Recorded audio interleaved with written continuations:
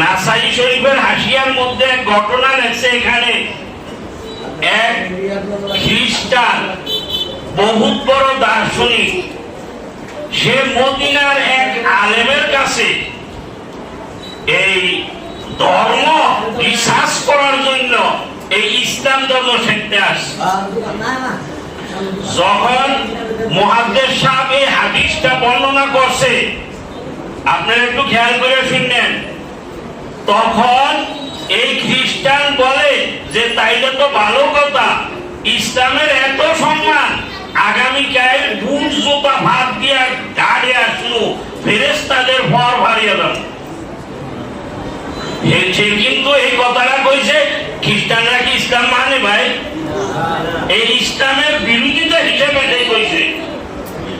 খোদারি কসম, এই ঘটনা লেখে যে ওই খ্রিস্টান পরের দিন যখন তৈরি হইয়া বুট জুতা ভাত দিকে যাইবো, ভাত দিতে যাই শুরু করলো, তখন তার দুই পা অকেজ হয়ে গেছে। কিয়ামত মৌত পর্যন্ত সে দুই পায়ের উপর দাঁড়াইতে পারেনি। এটা ইতিহাস আছে এই ঘটনা।